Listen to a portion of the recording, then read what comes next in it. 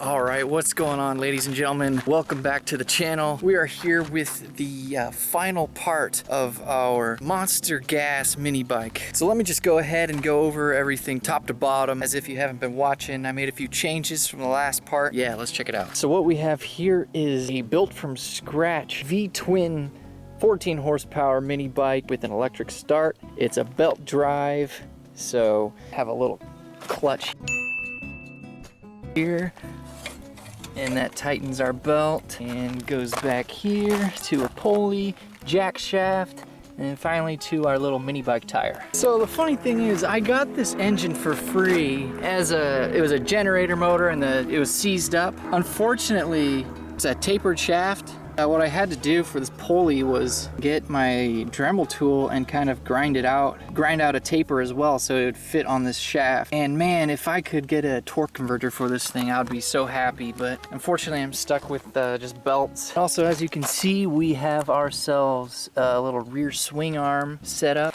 and I have some shocks on there from an old motorcycle, and they work really great. I bought a seat off of eBay or whatever. We have a Predator gas tank. I wanted to change that up. It would be cool to put like an actual, motorcycle gas tank on there sooner or later, but for now I think that'll do. Here's our braking mechanism here. It's just a little disc brake on our jack shaft. Goes to our little clamp and then to right here. The front section here is off of a weird electric scooter that I had laying around, and just went ahead and kind of cut it right here and then put it onto our mini bike here. Here's our throttle. That was a little difficult to set up, but as you can see, we managed to get it to work. It's nice and smooth.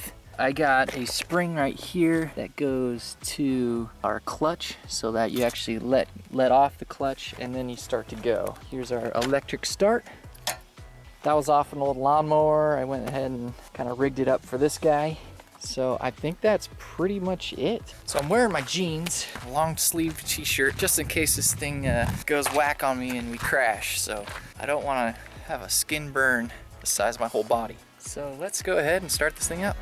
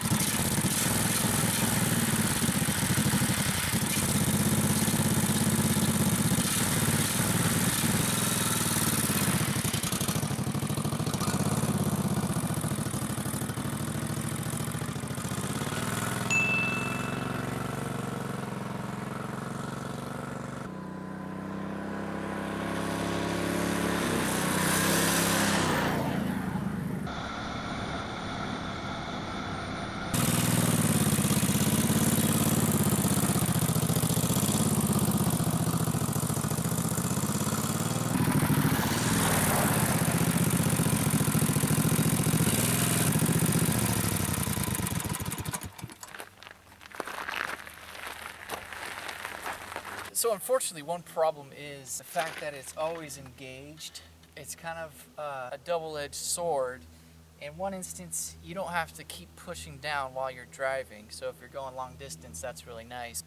On the other hand, if it's always engaged, that means that you have to be on the bike to start it, and you have to be pushing this down to move it around. If you're just trying to walk your bike somewhere, this needs to be pushed down, or you can take the belt off.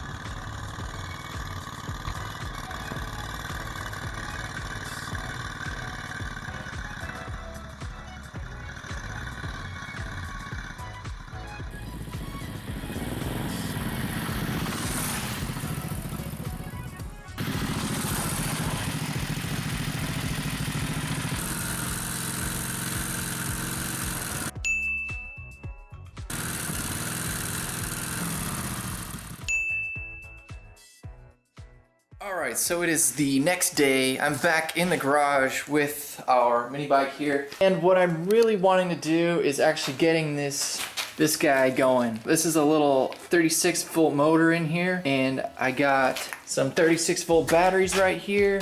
And in a previous project, as you can see, I already have a little control board thing all set up. We got ourselves our little speed controller thing just hooked up to our Hall effect sensor throttle. I tried some other stuff here. This was just for some lights, and I tried to make it really cool, but it didn't really work out that well. This guy right here, this is my step down DC so that I can just plug it straight into the wall. Well, let me show you. So I went to Goodwill a while back and I bought a miscellaneous charger, and this puts out 19 volts at 6 amps. So this is a pretty heavy duty charger here. One side plugs into the wall and the other side plugs into our machine here, and then this guy converts it from 12 or 19 volts up to our 36 volts that we needed, and charges up the batteries. So now I'm kind of just trying to decide on where to put these big old batteries right here. I was thinking something like this, so that I have a little bit more weight above the suspension arms so that it pushes down more, because that was a little bit of a problem. So let's go ahead and try to do that, I suppose, huh? I'm just going to use some new angle iron. Alright, so I got this welded up. I think I'm just going to go ahead and place it like so, and weld it on. Alright, so I got it all welded up right here. Let's see if I can fit the freaking battery in there. Oh yeah. I think I have it all set up. Here's my little control panel. There's a little switch on here that disengages or engages our throttle here. So turn that on. So the battery is a little dead. I haven't ran it in a long time, so I'm gonna go ahead, plug it in, and button this up, and we should be good. Well, guys, I think we officially made a two-wheel drive mini bike here. I'm gonna go ahead and plug in the charger, watch my favorite show for an hour, and come back and see if we get some juice out of her. So I think it's had enough time to charge a little bit, so I'm gonna unplug that, put our on switch on.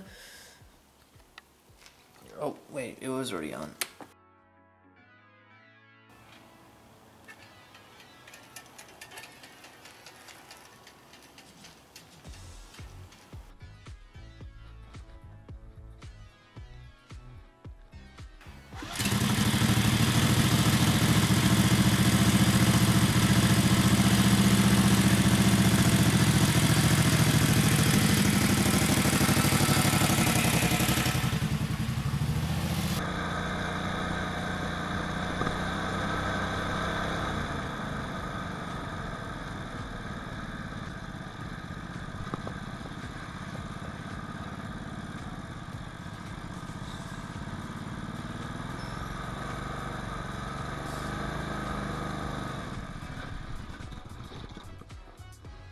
Well, guys, it didn't really work that well.